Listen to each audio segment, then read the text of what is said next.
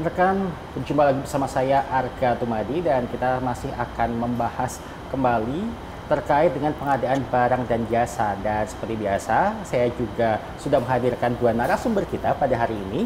Sudah ada Ibu Mahdiana Khotimah Indah SH sebagai Kepala Subbagian Tata Usaha atau Ibu Iin ya, lebih singkatnya kita panggil seperti itu. Baik, dan kembali hadir bersama kami di sini sudah ada Bapak Dr. Aslam Ridho MAP selaku anggota Komisi C DPRD Daerah Istimewa Yogyakarta. Baik, dan pembahasan tentang pengadaan barang dan jasa ini kan ternyata memang begitu kompleks ya, topiknya pun juga bisa kita pecah jadi beraneka macam. Dan kali ini kita akan membahasnya terkait dengan revolusi kalurahan. Gitu ya. Reformasi kalurahan. Baik, reformasi kalurahan ini sendiri merupakan aktualisasi visi misi Gubernur Daerah Istimewa Yogyakarta dalam RPJMD 2022-2027. Yang secara operasional ini diatur dalam Peraturan Gubernur Daerah Istimewa Yogyakarta Nomor 40 Tahun 2023 tentang Reformasi Kalurahan. Reformasi Kalurahan ini sendiri merupakan upaya untuk melakukan pembaharuan dan perubahan terhadap sistem penyelenggaraan pemerintahan di kalurahan, terutama menyangkut aspek kelembagaan, ketatalaksanaan, dan sumber daya manusia. Maka tema yang diambil pada hari ini adalah penguatan barang dan jasa di kalurahan dalam rangka pelaksanaan reformasi kalurahan Daerah Istimewa Yogyakarta. Baik, dan untuk membahas itu, maka yang pertama kita akan ngobrol sedikit dulu dengan Bu Iin. Ini sebenarnya memang posisi dari pengadaan barang dan jasa dalam reformasi kalurahan ini sendiri seperti apa ini, Bu? Iya, jadi memang betul sekali ya Mas ya, dari RPJMD Daerah Istimewa Yogyakarta tahun 2022-2027 itu ada program reformasi kalurahan, yang dimana reformasi kalurahan itu dilaksanakan dengan dua cara atau dua pendekatan, yaitu reformasi birokrasi kalurahan dan reformasi pemberdayaan masyarakat kalurahan. Jadi dari masing-masing reformasi birokrasi kalurahan itu ada 16 kegiatan utama. Kemudian di reformasi pemberdayaan masyarakat kalurahan ada 5 kegiatan utama. Dari 16 kegiatan utama yang ada di reformasi birokrasi itu ada kegiatan penguatan barang dan jasa di kalurahan. Jadi memang concernnya kalau reformasi birokrasi kalurahan itu adalah bagaimana kemudian meningkatkan ya kualitas dari tata kelola pemerintahan. Jadi bidang-bidang atau sektor-sektor di tata kelola pemerintahan itu akan ditingkatkan kualitasnya dengan reformasi birokrasi kalurahan itu. Nah, yang salah satunya tadi ada kegiatan penguatan barang dan jasa di kalurahan. Jadi seperti itu kurang lebih gambaran secara umum dari positioning penguatan barang dan jasa terhadap program reformasi kalurahan. Oke, dan apakah untuk melakukan hal ini kemudian ada sosialisasi di kalurahan-kalurahan yang ada di wilayah DIY atau bagaimana? Iya, jadi betul sekali.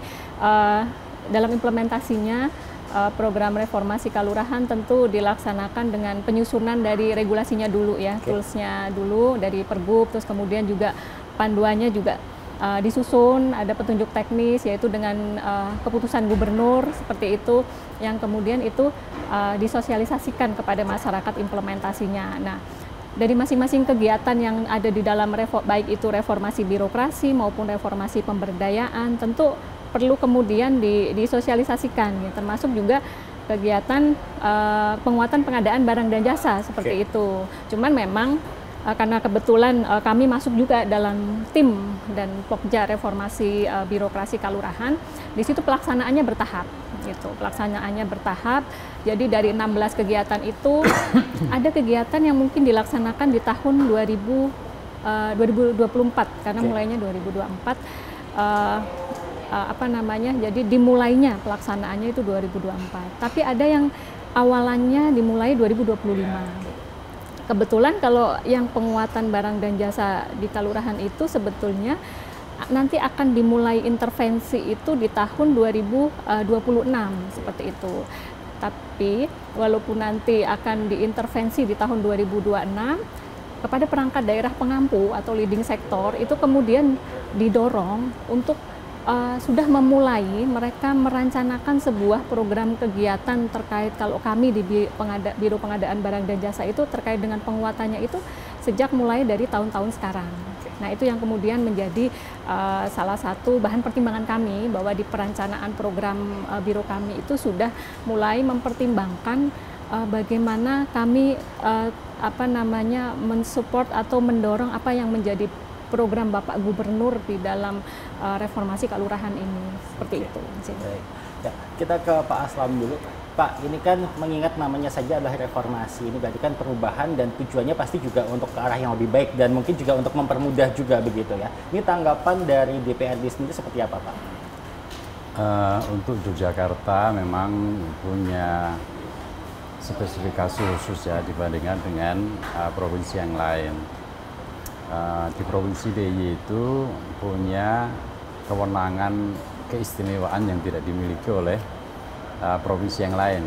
Salah satunya adalah kewenangan dalam kelembagaan. Di dalam Undang-Undang Nomor 23 Tahun 2014, bagaimana diubah berulang kali itu, terakhir tahun 2023, kaitan dengan daerah otonomi khusus termasuk daerah Yogyakarta itu diatur dengan peraturan menteri. Di dalam peraturan menteri dalam negeri sudah dideklar bahwa untuk daerah istimewa Yogyakarta itu kaitan kelembagaan itu mengacu pada undang-undang keistimewaan. Nah, Yogyakarta punya kewenangan untuk mengatur kelembagaan termasuk dalam hal ini adalah desa. Dan ini satu nilai lebih daerah istimewa Yogyakarta punya kewenangan mengelola kelurahan dan kelurahannya berikut kelembagaannya. Pada saat yang sama juga tanpa mengurangi hak kaitan dengan pemberdayaan desa melalui Kementerian Desa. Jadi ada dua pintu untuk pemberdayaan masyarakat kelurahan dan atau desa kalau di Yogyakarta. Nah, dalam rencana pembangunan jangka panjang daerah 25-24-45, kemudian revisi RPJMD 23-27 sudah dideklarkan bahwa program strategisnya di visi misi Pak Gubernur itu adalah pembangunan kawasan selatan dan reformasi kelurahan. Tadi sudah sampaikan oleh Mbak Iin kaitan dengan reformasi kelurahan. Ini menjadi peluang menurut saya yang harus disinergikan dengan seluruh pemangku kepentingan. Artinya pemangku kepentingan itu bukan hanya OPD pemberdayaan masyarakat desa, tapi konteks reformasi kelurahan itu harus seluruh OPD terlibat. Maka kemudian tahun kemarin itu Pak DPRD membuat inisiasi perda tentang pembangunan dan pemberdayaan kelurahan dan kalurahan di Yogyakarta. Untuk apa? Untuk mengkoordinasikan, mensinergikan visi misi Pak Gubernur kaitan dengan reformasi kelurahan. Reformasi kelurahan tidak bisa hanya diampu oleh Biro Kesra misalnya, atau diampu oleh Biro Hukum, atau diampu oleh Dinas Pemberdayaan Masyarakat Desa, tidak bisa, harus sinergi. Oleh karena itu kaitan dengan kerangka regulasi juga harus dipersiapkan. Satu, peraturan gubernur tentang bantuan keuangan khusus kelurahan dan kelurahan yang dari dana ACE sudah ada. Kemudian perda pemberdayaan dan pembangunan kelurahan dan kalurahan juga sudah ada. Akan tetapi tidak cukup kerangka regulasi ini disusun. Harus ditindaklanjuti dengan reformasi kelembagaannya. Maka kalau tidak salah nanti di Yogyakarta ini akan ada dinas yang berkonsentrasi melaksanakan pengkoordinasian reformasi kelurahan dan kelurahan itu. Nah, berbicara reformasi kelurahan dan kelurahan tentu treatment atau polanya itu tidak sama ketika Pak Gubernur mereformasi OPD. Karena rekrutmennya juga beda. Rekrutmen perangkat desa dengan rekrutmen ASN itu berbeda. Nah, karena dari sisi inputnya juga berbeda, kemudian persyaratan administrasinya juga berbeda, kemudian jenjang pendidikannya juga berbeda. Maksudnya berbeda begini, kalau di ASN itu kan ada golongan 3A, 3B, 3D itu berjenjang sesuai dengan pembinaannya. Jadi kelurahan kan tidak ada. Di ASN itu ada sertifikasi pengadaan barang dan jasa. Di desa nggak ada, di kelurahan nggak ada spesifikasi SDM yang memenuhi syarat sertifikasi pengadaan barang dan jasa. Nah, oleh karena itu terkait dengan reformasi birokrasi tentu harus secara komprehensif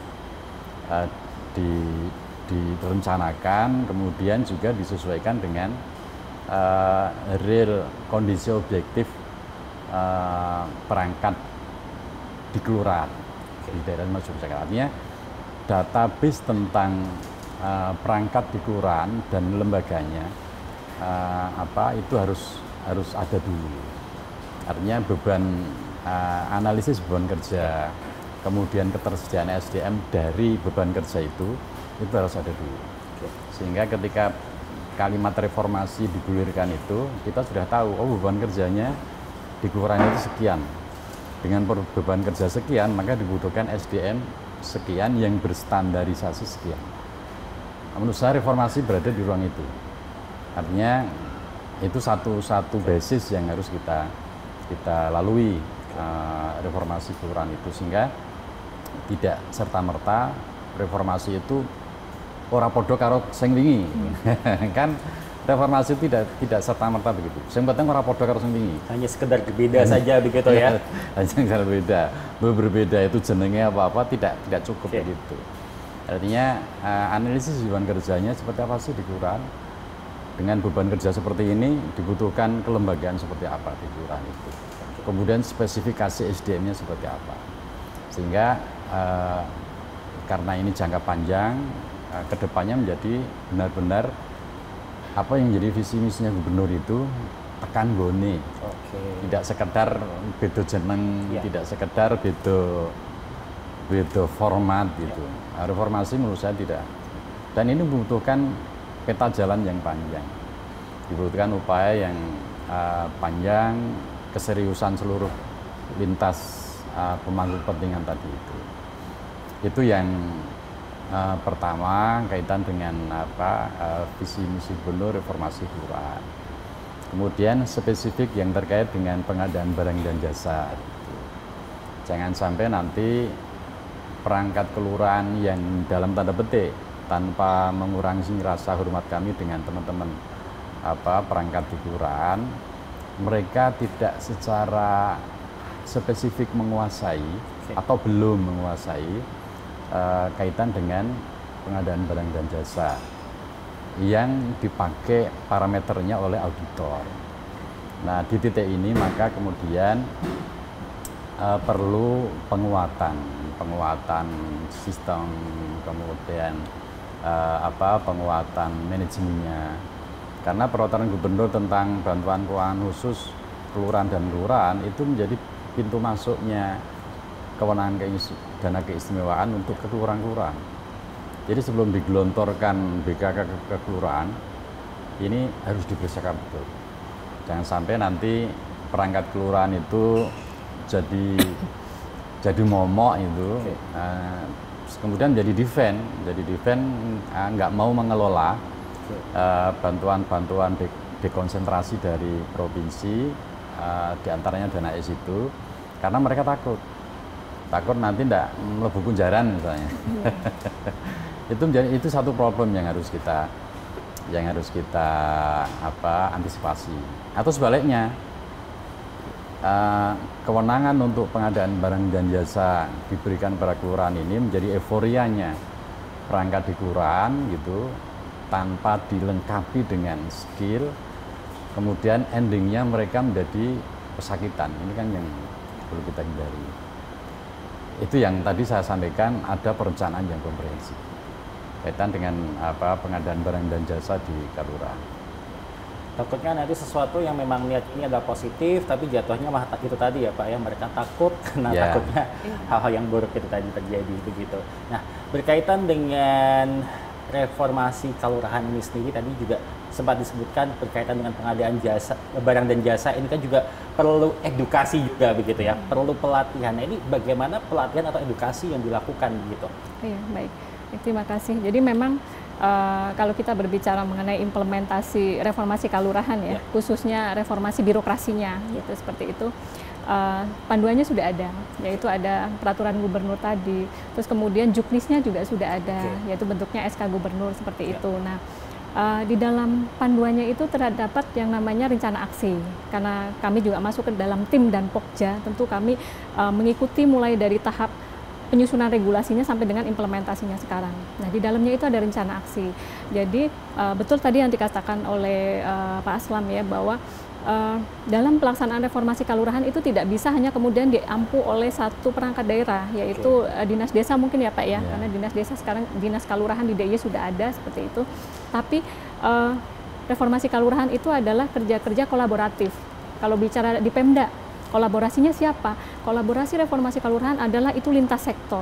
Jadi melibatkan banyak sekali perangkat daerah Bapak di pemerintah daerah DIY seperti itu. Kemudian turun ke kabupaten, karena kan berjenjang pelaksanaannya dari provinsi, kemudian kabupaten, nanti kemudian ke kalurahan. Nah, kemudian di kabupaten itu sendiri juga melibatkan lintas sektor, sama dengan seperti yang ada di Pemda DIY seperti itu. Nah, dalam implementasinya itu ada rencana aksi.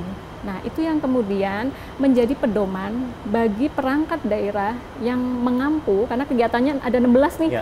Kemudian yang pemberdayaan ada 5. Nah, itu masing-masing kan punya pengampu, seperti kami. Kegiatan penguatan pengadaan barang jasa kalurahan, kami sebagai pengampunya. Nah, itu ada guidance-nya sudah ada. Jadi ketika kita stop dulu di situ sebentar, karena ini menarik sekali nih ya, berkaitan dengan bagaimana siapa yang mengampu, kemudian guidance-nya seperti apa. Tapi kita harus jeda iklan sejenak, kami akan segera kembali.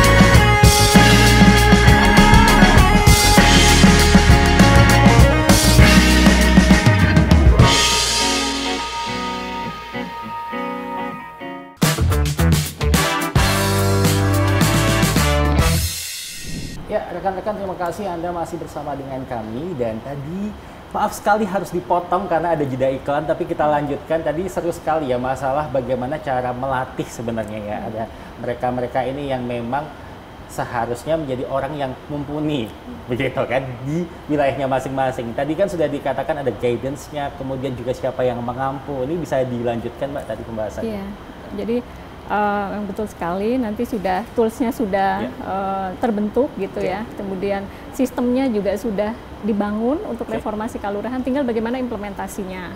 Nah, kalau berbicara implementasinya itu kan pasti harus ada panduan ya, itu sudah ada yang namanya rencana aksi. Jadi dari masing-masing kegiatan reformasi kalurahan itu ada rencana aksinya, termasuk juga untuk yang penguatan barang dan jasa di kalurahan seperti itu. Nanti sudah ada rencana aksi per level Mas, jadi misalnya untuk rencana aksinya provinsi itu seperti apa, terus rencana aksinya dari kabupaten apa yang harus dilakukan, itu sudah diberikan panduan di dalam toolsnya tadi, regulasinya, baik itu Pergub maupun keputusan gubernur seperti itu. Jadi kurang lebih gambarannya nanti seperti itu implementasinya. Nah, di dalam rencana aksi itu yang nanti ada kegiatan-kegiatannya, mau apa aja nih gitu. Dan dalam hal ini kan memang dari Biro Pengadaan Barang dan Jasa sendiri kan tidak dapat bekerja sendiri ya, ini justru juga tentunya berkoordinasi dengan Dinas PMK KPS daerah Jakarta. Nah, ini bentuk koordinasinya seperti apa ini? Baik, terkait bentuk koordinasinya itu kalau kami itu bagian dari tim, dari anggota tim atau anggota Pokja dari reformasi kalurahan atau reformasi birokrasi khususnya kalau kami di Biro Pengadaan. Nah, sebagai bagian dari tim tentu kami harus mensupport ya, karena memang koordinatornya ada di sana. Nanti dari biro dinas desa tentu akan menanyakan kepada kami, kemudian program kegiatan apa yang akan dilaksanakan oleh Biro Pengadaan Barang dan Jasa dalam rangka mensupport reformasi kalurahan. Nah, itu yang kemudian kami harus memikirkan gitu ya, kemudian memikirkan perencanaannya, kegiatan-kegiatan yang nanti akan kami implementasikan dalam rangka melaksanakan kegiatan penguatan barang dan jasa, tapi menyesuaikan dengan kewenangan. Karena kami di Pemda atau provinsi, tentu kewenangannya akan lebih banyak ke melakukan pembinaan dan pengawasan kepada UKPBJ di kabupaten gitu ya. Mungkin terkait dengan memastikan bahwa prinsip-prinsip pengelolaan barang dan jasa yang selama ini dilaksanakan oleh kalurahan gitu ya, dibina dan diawasi oleh kabupaten seperti itu misalnya. Terus kemudian tadi sudah disampaikan juga oleh Pak Asam mengenai TPK ya Pak ya. Nah di dalam kegiatan reformasi atau kegiatan penguatan barang dan jasa di kelurahan juga di situ ada kegiatan yang dalam rangka adalah memperkuat kapasitas gitu SDM dari tim pelaksana kegiatan pengadaan dan barang dan jasa di kelurahan. Terus kemudian memastikan juga bahwa kabupaten itu melakukan pembinaan, pengawasan pengadaannya. Jadi kalau tadi memastikan prinsip-prinsip dan kaidah-kaidah pengadaan sesuai dengan peraturan perundang-undangan yang mengatur mengenai pengadaan barang dan jasa di kelurahan atau di desa ya. Terus yang kemudian diperkuat timnya mungkin dengan bimbingan teknis atau mungkin dengan pendampingan oleh pelatihan langsung begitu ya. Atau pendampingan oleh UKPBJ Kabupaten gitu. Terus kemudian juga pembinaan pengawasan terhadap pengadaan barang dan jasa di kelurahan juga seyogyanya Kabupaten sudah mulai aware gitu ke situ, seperti itu, kurang lebih seperti itu. Oke, tadi dari kelurahan ini langsung kabupaten, peran dari kecamatan ini sendiri seperti apa? Ya baik. Kalau dari kecamatan, karena kecamatan atau Kapanewon ya, kalau di DIY itu kan berada di posisi adalah perangkat daerah yang membawai kewilayahan. Jadi memang wilayah-wilayah di kelurahan di DIY itu kan dibawahi oleh Kapanewon ya. Jadi Kapanewon di dalam reformasi kelurahan itu mempunyai peran yang sebetulnya sangat strategis gitu. Karena dia akan menjadi semacam hub ya. Jadi menghubungkan antara perangkat daerah atau kalau kita bicara penguatan barang dan jasa berarti Kapanewon berada di posisi untuk menghubungkan UKPBJ dengan kabupaten dengan pemerintah kelurahan kaitannya dengan pengadaan barang dan jasa. Misalnya ada persoalan terkait dengan pengadaan barang dan jasa yang ada di kelurahan seperti itu. Kemudian mengalami kendala, mungkin SDM-nya juga belum memadai misalnya seperti itu. Ketika mereka ada kendala seperti itu, mereka dari pemerintah kelurahan akan berkonsultasi ke Kapanewon misalnya ya seperti itu. Nah, Kapanewon mempunyai tugas untuk mengkoordinasikan misalnya ke UKPBJ-nya misalnya, ayo kita melaksanakan sebuah rapat koordinasi untuk kemudian membahas terkait dengan pengadaan barang dan jasa X misalnya seperti itu. Jadi fungsinya seperti itu, Kapanewon di dalam implementasi penguatan pengadaan barang dan jasa di kelurahan. Kurang Jadi lebih ini sebuah rantai begitu ya, dari bawah ke atas, dari atas ke bawah begitu ya, berkaitan semuanya. Betul. Baik, lalu bagaimana ini bisa menjamin bahwa khususnya untuk pengadaan barang dan jasa ini bisa efektif, efisien, transparan, gitu, adil, gitu. Iya, baik. Di dalam reformasi birokrasi kelurahan itu kan ada mekanisme monitoring dan evaluasi. Dan ada mekanisme juga asesmen. Nah, untuk monitoring dan evaluasinya itu dilaksanakan di setiap 3 bulan. Nanti akan juga ada asesmen atau penilaian di setiap tahun seperti itu. Jadi dengan pola monitoring dan evaluasi itu nanti akan bisa kita lihat bagaimana sudah ada peningkatan atau belum nih terhadap kapasitas di pemerintah kelurahan terhadap intervensi yang sudah dilakukan oleh baik itu Pemda maupun kabupaten. Dari monitoring itu akan bisa kita lihat. Karena monitoringnya mungkin dengan kita bertemu dengan kabupaten kalau kami di Pemda gitu ya, bagaimana ada kendala atau tidak gitu ya, atau bagaimana capaiannya akan terbaca di monitoring itu gitu ya. Terus kemudian kendala-kendala di lapangan gitu ya, misalnya tadi Bapak sampaikan bagaimana kapasitas SDM-nya itu juga akan bisa termonitor di situ.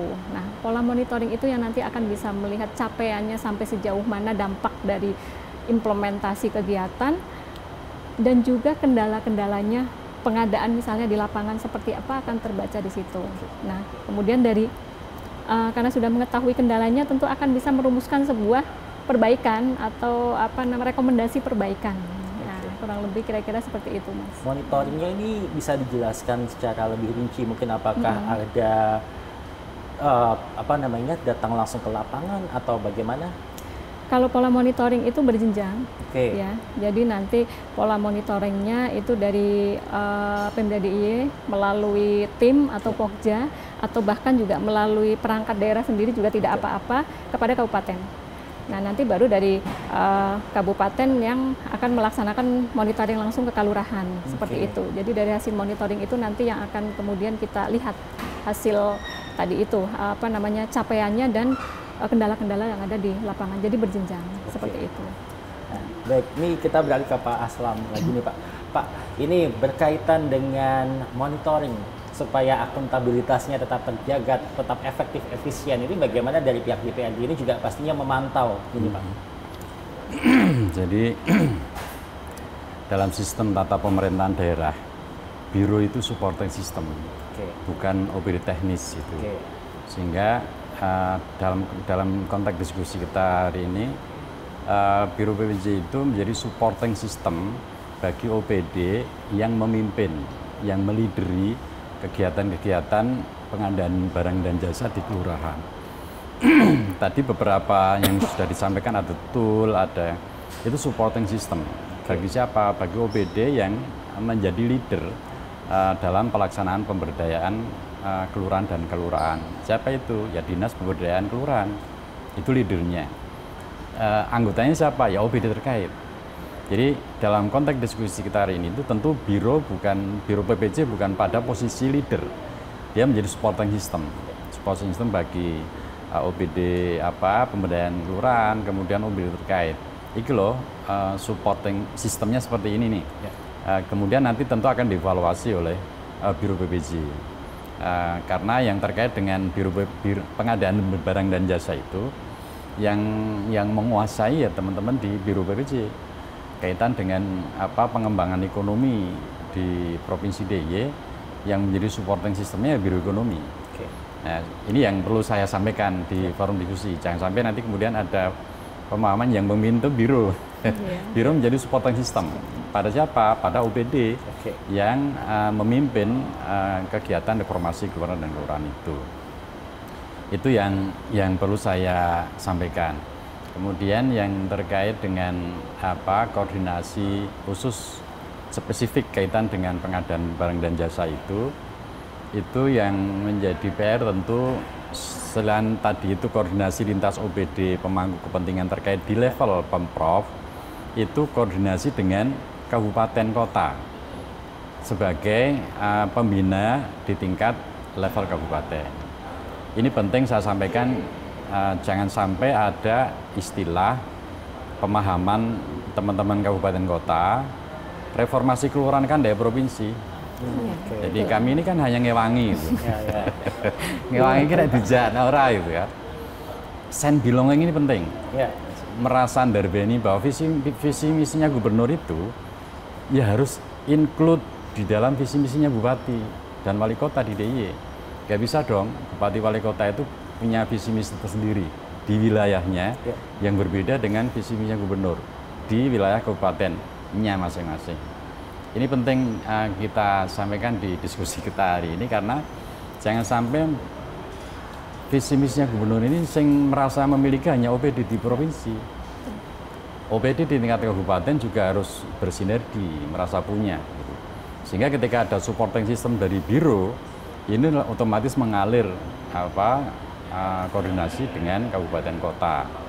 Ini penting menurut saya karena sampai hari ini masih ada beberapa ya tanda petik, meskipun saya tidak bisa sampaikan. Ada istilah program-programnya provinsi itu tidak banyak didarbeni oleh teman-teman di OPD di kabupaten.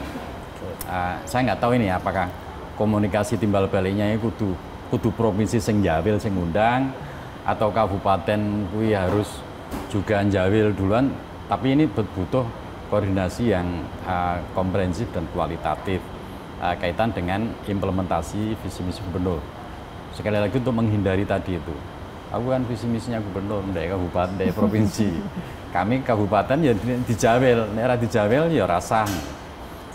Itu tidak boleh seperti itu. Artinya sinergi oleh kabupaten kota itu harus dilakukan. bukan hanya oleh Pemprov, tapi juga oleh Bupati dan Wali Kota terhadap OPD-nya masing-masing. Karena ini kerja besar, khususnya di daerah Yogyakarta itu. Nah, kembali ke pengadaan barang dan jasa di Kalurahan tadi itu. Nah, menurut saya memang selain tool dan beberapa supporting system yang sudah disampaikan tadi, di kabupaten kota itu ada yang berkonsentrasi, khusus yang kaitan dengan penguatan pengadaan barang dan jasa. Kemudian kalau di kelurahan selama ini sudah bagus pengadaan barang dan jasa itu melalui TPK, tim pelaksana kegiatan, untuk menghindari menghindari konflik kepentingan. Menurut saya pengadaan barang dan jasa itu kan nggak cukup kerja administrasi. Kalau kerja administrasi itu kan catat yang kamu kerjakan, kerjakan yang kamu catat, itu kerja administrasi. Tapi pengadaan barang jasa kan nggak cukup seperti itu. Ada aspek kepatutan yang harus diperhatikan di situ. Tidak cukup hanya mencatat apa yang dikerjakan, mengerjakan apa yang dicatat kan tidak cukup. Ada aspek kepatutan. Contoh misalnya proyek di kelurahan, tidak mungkin kan kemudian di situ pelaksanaan lurah, sing blonjo lurah, sing laporan lurah. Ya memang di laporan tertentunya bisa detail gitu. Le blonjo no catatane, sing dibelanjake sesuai karo catatan sing direncanake. Tapi nek sing blonjo lurahe, sing nglaksanake lurahe, itu kan dari aspek kepatutan kurang. Dan itu berpotensi terjadi konflik interest.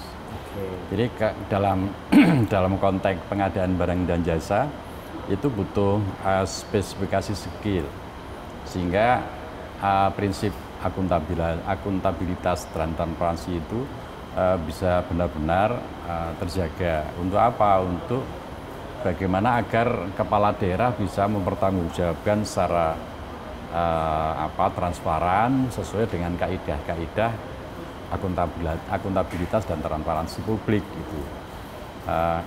Itu yang menurut saya penting, ada perkuatan sistem di kelurahan. Sekali lagi butuh sinergi dengan pemerintah kabupaten kota. Tidak cukup dinas pemberdayaan kelurahan dan kelurahan di DIY itu mengampu 400 sekian kelurahan dan kelurahan. Nggak cukup, SDM-nya nggak cukup. Untuk melakukan pembinaan tentu harus ada koordinasi dengan pemerintah kabupaten kota dan Kapanewon dan Kementerian. Itu di situ. Dan selain itu kita akan membahas juga apakah mungkin ada sistem aplikasi sederhana yang digunakan oleh pemerintah kelurahan ya, khususnya ya terkait dengan perencanaan, pelaporan begitu. Tapi kita jeda sejenak dulu ya. Ya, tetaplah bersama kami rekan-rekan.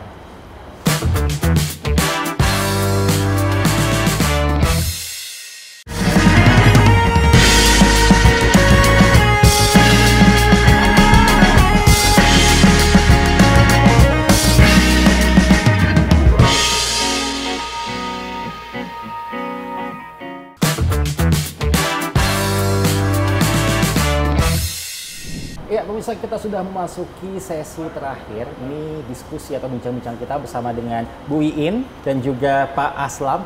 Tadi kita membahas tentang reformasi kelurahan, tepatnya adalah berkaitan dengan penguatan pengadaan barang dan juga jasa begitu ya. Sudah dijelaskan tadi bagaimana alurnya dan siapa saja yang terlibat, karena ini juga membutuhkan dari atas sampai ke bawah ya, ini kerjasama semuanya. Baik, berkaitan dengan aplikasi mungkin yang digunakan oleh pihak kelurahan, khususnya ini apakah ada aplikasi tertentu yang mereka gunakan untuk merencanakan sampai ke tahap laporan ini, Bu Iin? Iya, baik.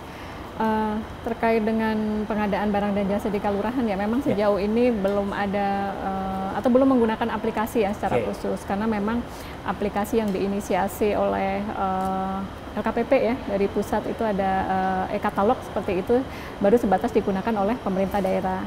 Tapi memang di dalam program penguatan barang dan jasa di kelurahan gitu, nanti kami akan ada kegiatan ya, mungkin semacam awalannya untuk tahun ini yaitu kegiatan FGD ya, seperti itu, seminar gitu yang nanti melibatkan dari unsur UKPBJ Kabupaten gitu ya.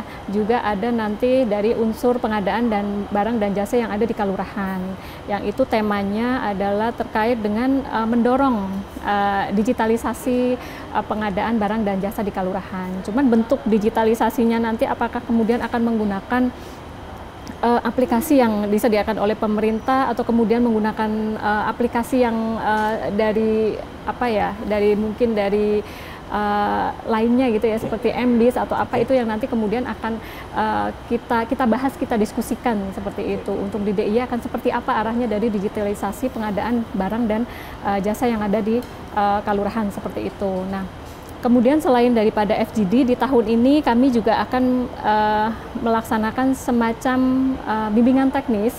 Itu yang tadi kita bahas ya. Nanti seperti apa sih, walaupun nanti baru akan dimulai 2026 ya Pak ya, tapi kami setidaknya sudah menginisiasi pelaksanaannya di tahun ini gitu ya.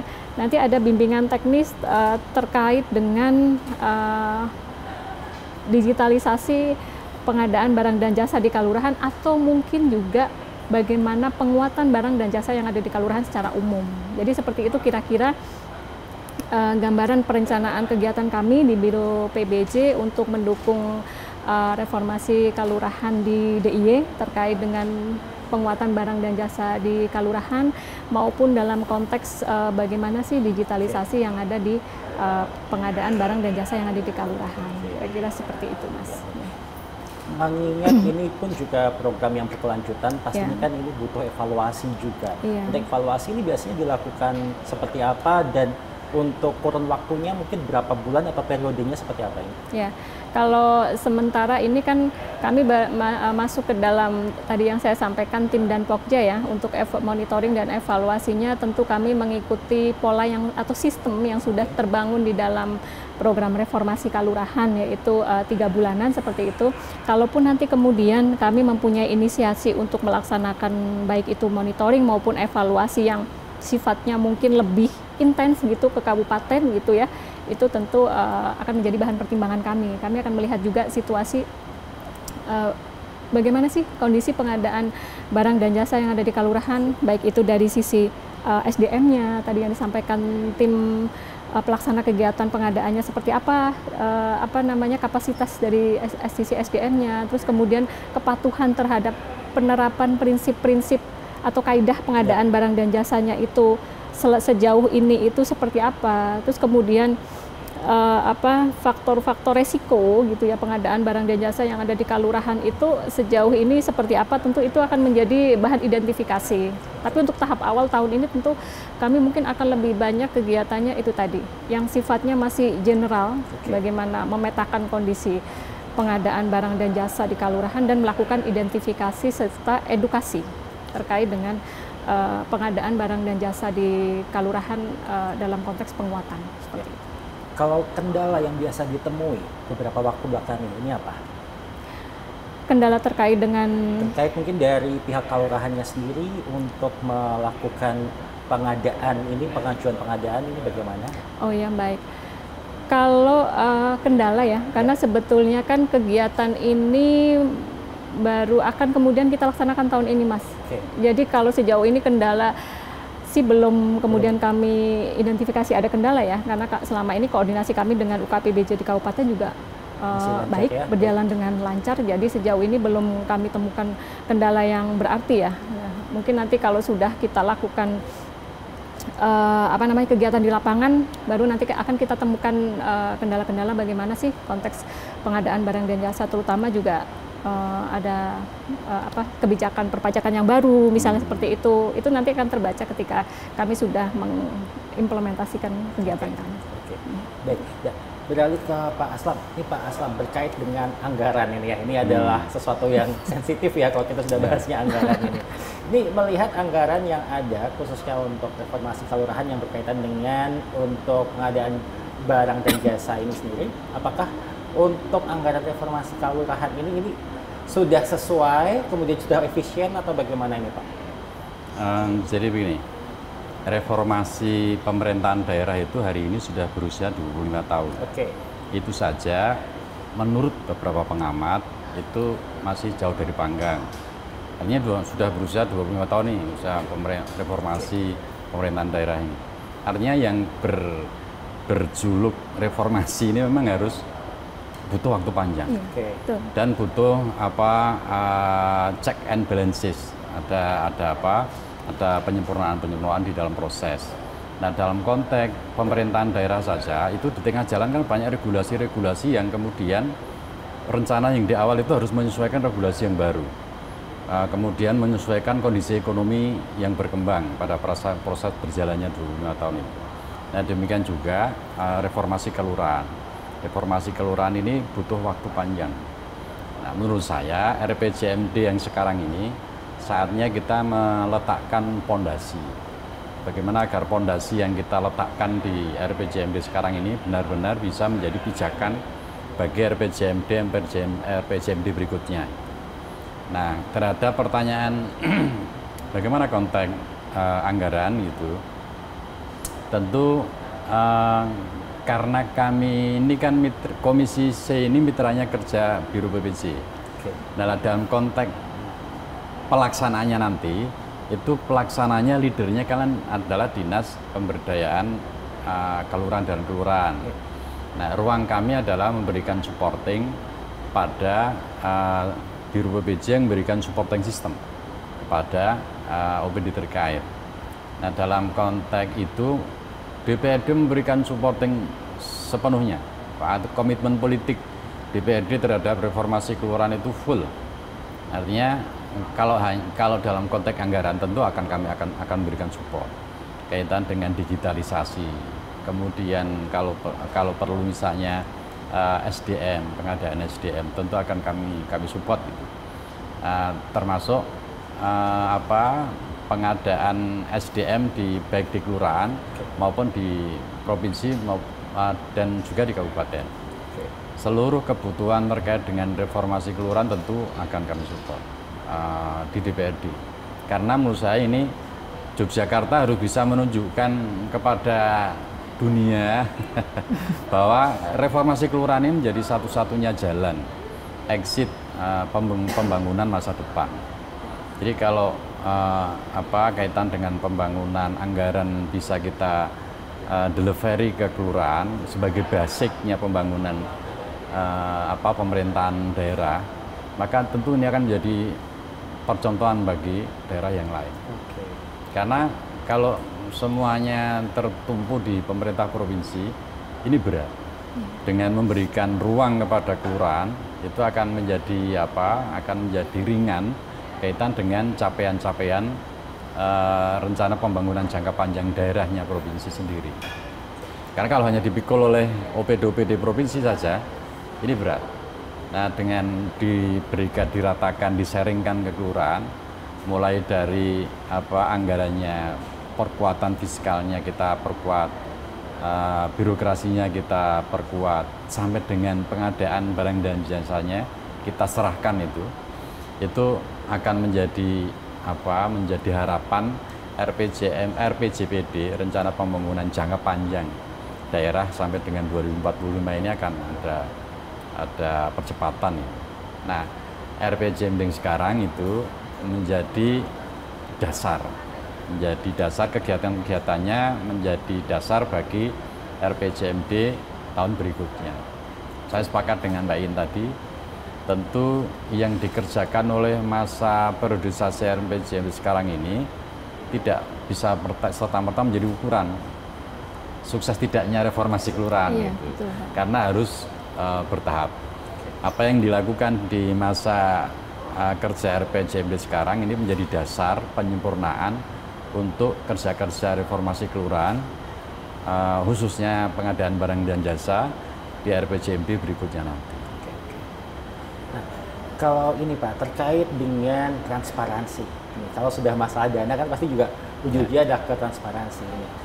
Dari DPRD sendiri, apakah juga mendorong Pemda sendiri untuk melakukan transparansi terkait dengan dana yang digunakan ini untuk reformasi kelurahan, khususnya untuk penguatan pengadaan barang dan jasa, dan juga mungkin dari DPRD juga ada tindakan tertentu agar ini publik juga bisa terlibat aktif dalam hal ini, begitu Pak? tentu selalu kita dorong. Jadi kalau kita harapan kami, maka tadi digitalisasi itu termasuk misalnya rencana pengadaan di Kelurahan X untuk tahun berikutnya misalnya. Itu ada sirup di kelurahan. Cuma tadi saya yang disampaikan Mbak Yin tadi, apakah nanti bentuk aplikasi digitalnya itu melalui MBIS, penyemuraan di MBIS atau apa, ya mungkin nanti kita serahkan sepenuhnya kepada teman-teman di eksekutif untuk membuat format itu. Tapi intinya bagaimana pengadaan barang dan jasa di kelurahan itu bisa transparan mulai dari perencanaan. Misalnya tadi itu, kalau di pemerintah provinsi dan kabupaten ada yang namanya SIRUP, Sistem Informasi Umum Pengadaan. Ya itu tadi itu sejak awal. Jadi besok tahun 2026 pemerintah provinsi mau ada program proyek apa saja itu di bulan Desember itu sudah mulai bisa diakses. Nah demikian juga di kelurahan dalam konteks transparansi, nah iso ya begitu. Di Kelurahan X itu di bulan Desember itu besok tahun anggaran sesuk kelurahan itu kan ada pengadaan barang dan jasa apa wae. Belanja konstruksinya apa, belanja ATK-nya apa itu. Sehingga masyarakat bisa ikut partisipasi. Itu dalam perencanaan transparansi. Kemudian dalam pelaksanaannya misalnya ada SK Gub atau Pergub yang menjadi acuan bagi entah itu nanti TPK atau apa bentuknya, biar teman-teman kelurahan itu ono sing dicekeli. Dengan dasar sing dicekeli itu dia bisa melakukan upaya transparansi dan akuntabilitas. Kemudian juga untuk memberikan support, jangan sampai teman-teman di kelurahan justru takut nanti ketakutan mbangane kok nek awak dhewe sing ngelola malah ade sing nang kunjaran ya. Tapi dengan adanya Juknis, kemudian ada sistem aplikasi itu bisa memberikan supporting bagi teman-teman di kelurahan, baik Pak Lurahnya sampai dengan pelaksana pengadaan barang dan jasanya. Dan apakah dengan ini berarti kita bisa mengatakan adanya program ini sendiri ini semakin meningkatkan kualitas untuk pelayanan masyarakatnya, kemudian juga pengelolaan dari pemerintahannya sendiri begitu Pak? Ya, karena begini, kan kadang-kadang sekarang ini di kelurahan ya karena memang belum ada sistem tadi, belum ada aplikasi, sehingga masyarakat belum bisa memotret pengadaan yang kelurahan itu kayak apa sih itu. Belum ada media aplikasi yang masyarakat secara umum bisa memotret. Kalau di Pemprov Kabupaten kan sudah ada sirupnya, siapa lelang, siapa pemenang lelangnya, pelaksanaan siapa kan sudah dilihat di aplikasi. Untuk yang kelurahan kan belum ada. Sehingga yang beredar di masyarakat itu jari ini, duitnya di kayak kan kemudian tidak fair. Jadi ini seperti tadi dikatakan reformasi, dan reformasi tidak hanya berbeda saja ya Pak ya. Jadi ini menujunya ke arah yang lebih baik pastinya begitu. Nah ini kalau dari DPRD DIY sendiri ini melihat program ini sendiri, bagaimana cara untuk mengevaluasinya kalau dari sudut pandang DPRD DIY sendiri? Toolnya sudah ada di Perda. Jadi Perda pemberdayaan kelurahan dan kelurahan. Jadi di situ sudah ada kabupaten harus bagaimana, provinsi OPD di kelurahan, OPD di tingkat provinsi harus bagaimana, kemudian kelurahan dan kapanewon kementerian harus apa, itu sudah toolnya di Perda tentang pemberdayaan kelurahan. Tinggal dirijennya nanti. Mengorkestrasinya. Tinggal dirijennya nanti bagaimana orkestrasi reformasi itu sendiri. Masing-masing biro memberikan supporting system. Dalam diskusi kita hari ini, Biro PBJ memberikan supporting system terhadap kegiatan pengadaan barang dan jasa. Indikator bahwa kegiatan ini sukses dan tidak ini seperti apa ini Pak? Kalau indikatornya kan setiap tahun ada report. Setiap tahun ada report, ada LKPJ, laporan keterangan pertanggungjawaban kepala daerah yang disampaikan ke DPRD. dan itu sudah audited gitu, sudah teraudit oleh BPK.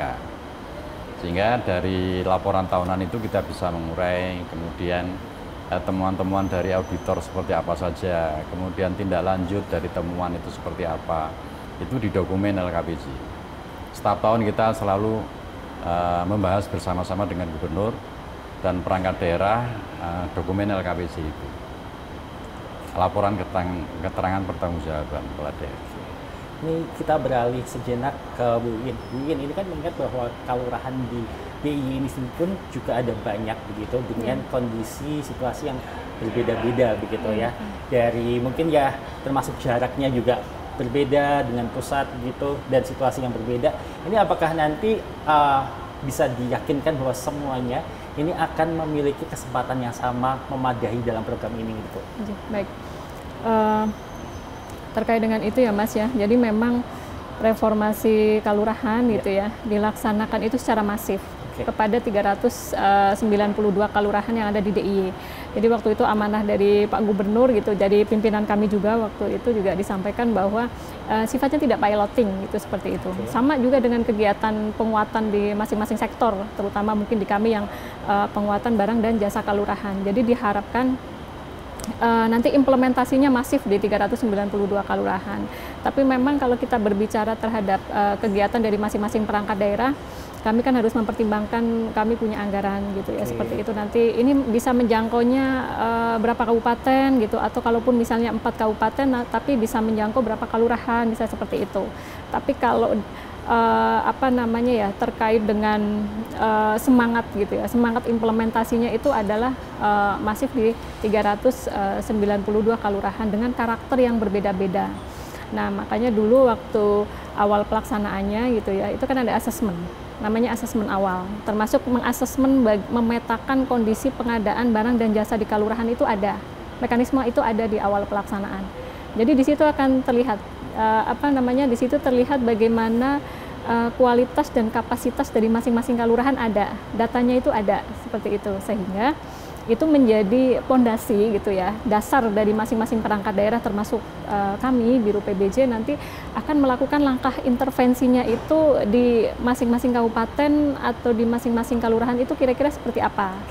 Nah, kalau berbicara terkait dengan anggaran, betul nanti disampaikan reformasi kelurahan juga ada anggarannya seperti itu ya, supporting, karena ini kerja kolaborasi, ada supporting dari pemerintah daerah atau provinsi ada, terus kemudian juga kabupaten, karena tadi betul yang disampaikan Pak Aslam bahwa ini bukan kerjanya pemerintah daerah, tapi milik bersama, baik itu pemerintah daerah, kemudian kabupaten juga, jadi ada supporting juga idealnya dari kabupaten gitu ya, karena dari RPJMD provinsi atau Pemda akan turun ke juga RPJMD kabupaten seperti itu ya. Jadi apa namanya, dari masing-masing level itu mensupport anggaran dan kegiatan yang nanti bisa menjangkau kelurahan-kelurahan yang ada di wilayahnya yang dengan berbeda-beda karakter seperti itu. Oke, baik, dan tidak terasa ini 1 jam kita sudah ngobrol, dan ini berarti waktunya saya juga minta untuk para narasumber kita ini meringkas sedikit begitu apa yang sudah kita bicarakan selama hampir 1 jam ini. Mungkin dari Bu Iin dulu ini Bu, mungkin bisa disampaikan ini tentang penguatan pengadaan barang dan jasa di kelurahan ini seperti apa Bu secara singkat? Iya baik, karena memang penguatan pengadaan barang dan jasa di kelurahan ini didasari atas bagaimana arahan ya atau amanah dari Bapak Gubernur bahwa sektor-sektor atau bidang-bidang yang ada di pemerintahan kelurahan, baik itu dari sisi birokrasi maupun pemberdayaannya, harapannya dengan adanya reformasi kelurahan itu nanti dikuatkan. Jadi seperti tadi disampaikan bahwa mungkin dengan reformasi kelurahan itu tidak kemudian membebani kepada pemerintah kelurahan gitu ya, karena dilaksanakan dengan secara sederhana gitu ya, tapi mempunyai daya ungkit yang tinggi terhadap perbaikan baik itu tata kelola pemerintahan maupun pemberdayaan masyarakat di desa seperti itu. Jadi harapannya dengan adanya program penguatan barang dan jasa di kelurahan ini nanti pelaksanaan kegiatan pengadaan barang dan jasa di kelurahan bisa lebih meningkat lagi, kemudian dari sisi SDM-nya juga bisa lebih baik lagi, sehingga potensi-potensi atau resiko-resiko terjadinya baik itu penyalahgunaan atau temuan-temuan terhadap proses-proses pengadaan barang dan jasa di kelurahan itu dapat diminimalisir. Terus kemudian juga dari aspek perencanaan mungkin ya nanti bisa lebih transparan dari pemerintah desa, karena semangat reformasi kelurahan itu juga kan mendampingi gitu ya, mendampingi kelurahan ini agar lebih baik lagi gitu ya. Jadi nanti harapannya dalam proses perencanaannya itu lebih transparan, kemudian juga bisa mengoptimalkan potensi yang ada di masyarakat di lingkungan kelurahannya. Harapannya dampak yang nanti akan juga dirasakan seperti itu gitu. Kurang lebih seperti itu, Mas. Baik, terima kasih Bu Win. Dan ini terakhir Pak Aslam, mungkin bisa disampaikan ini merupakan program yang bagus, tapi seperti Bapak bilang tadi bahwa reformasi itu tidak sesederhana hanya berbeda saja. Gitu. Mungkin yang harus digarisbawahi ini apa saja Pak? Singkat saja Pak. Jadi pengadaan barang dan jasa di kelurahan itu konsekuensi logis dari turunan program reformasi kelurahan. Ya. Akan tetapi kebijakan menyerahkan ruang pengadaan barang dan jasa di kelurahan itu harus diikuti oleh sistem dan aplikasi yang familiar dan aware dengan SDM perangkat di kelurahan yang existing hari ini ada. Agar apa? Agar pelaksanaan pengadaan barang dan jasa yang diberikan oleh pemerintah daerah kepada kelurahan itu tidak berimplikasi negatif bagi perangkat di kelurahan itu sendiri. Gitu. Saya garisbawahi aplikasi dan sistem yang familiar dan aware terhadap SDM kelurahan yang hari ini memimpin di kelurahan. Karena hari ini uji coba pelaksanaan reformasi kelurahan khususnya kaitan dengan pengadaan barang dan jasa. Sekali lagi agar tidak berdampak negatif terhadap perangkat organisasi di kelurahan itu sendiri. Apa yang sudah berjalan kegiatan pengadaan barang dan jasa di kelurahan hari ini, menurut saya itu menjadi pijakan pintu masuk. Artinya reformasi itu tidak harus serta-merta yang penting ora podo karo hari ini. Misalnya sekarang ada TPK. Menurut saya tidak harus serta-merta TPK dihilangkan. Misalnya kalau TPK itu bagus, tinggal TPK itu diberdayakan dengan sistem, diberdayakan dengan aplikasi. Artinya reformasi tidak harus diterjemahkan merombak yang sudah ada mengganti yang baru. Menurut saya tidak begitu. Karena kadang-kadang kalau tidak dimanai begitu, kemudian seolah-olah kita itu tidak reformasi gitu nih, pada karo ini. Jadi menurut saya reformasi tidak harus dimaknai begitu, tidak harus dimaknai merombak yang sudah ada. Jadi kalau sekarang misalnya sistem pengadaan barang dan jasa yang barang dan jasanya itu yang sudah ada dengan TPK, dievaluasi saja. TPK itu kelemahannya di mana, kemudian yang perlu disempurnakan seperti apa. Tapi saya sepakat bahwa pengadaan barang dan jasa biar tidak terjadi konflik interest itu jangan melibatkan perangkat kelurahan di dalam pengadaan barang dan jasa. Baik. Terima kasih banyak Pak Aslam dan terima kasih banyak Bu Iin ya sudah berbincang bersama kami di sini selama 1 jam. Dan dengan demikian maka bincang-bincang kita pada hari ini terkait penguatan pengadaan barang dan jasa di kelurahan dalam rangka pelaksanaan reformasi kelurahan daerah istimewa Yogyakarta harus berakhir begitu. Dan akhir kata berarti saya Arga Dumadi mohon undur diri dan sampai ketemu lagi.